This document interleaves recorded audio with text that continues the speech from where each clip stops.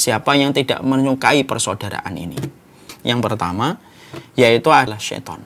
Karena sesungguhnya syaitan itu senangnya mempermusuhkan di antara orang yang beriman. Mana dalilnya antum mengatakan bahwasanya tidak ada permusuhan yang terjadi di antara kaum muslimin kecuali yang menikmatinya adalah syaitan, Ustaz?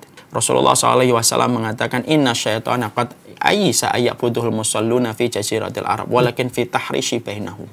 Sesungguhnya syaitan itu sudah berputus asa untuk menjadikan patung disembah kembali di Jazirah Arab. Sudah putus asa untuk menjadikan patung itu disembah kembali di Ka'bah, itu sudah putus asa, kata Rasulullah. Tapi Rasulullah melanjutkan, falakin fi tahrishi bainahum.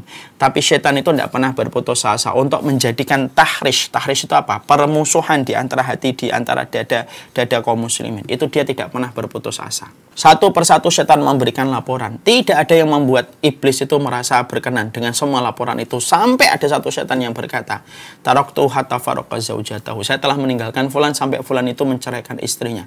Barulah kemudian iblis itu berkata, nikmas syaitanu antau, sebaik-baik syaitan yang layak mendapatkan penghargaan itu kamu.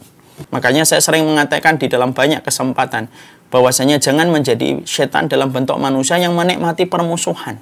Yang kedua, yang mengambil keuntungan ketika kita bermusuhan itu adalah orang-orang yang sejatinya ingin merusak Islam. Karena dia tahu bahwasanya ketika kaum muslimin sudah berada pada shaf yang sama, di atas kalimat yang sama, musuh-musuh Allah ini tahu akan menjadi sebuah perkara yang berat dan perkara yang sulit.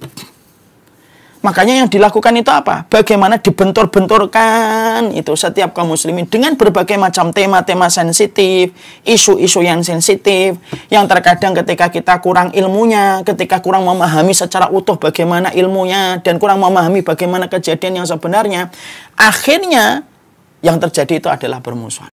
Sebutkan yang ketiga, siapa yang paling senang kalau kemudian kaum muslimin itu kemudian selalu bertengkar gitu? Orang munafik, yang mereka itu tidak menginginkan umat ini menjadi besar. Makanya orang munafik itu dohirnya Islam, tapi hatinya itu benci sama Islam, benci sama syariat, benci sama sunnah. Dan mereka paling tidak suka kalau kemudian sudah berbicara tentang masalah persaudaraan. Karena orang munafik itu penyusup dari dalam, yang sifatnya itu satu. Dia pingin orang-orang yang benci sama Islam itu yang tampil dan menjadi pemenang, bukan orang Islam yang menjadi pemenangnya.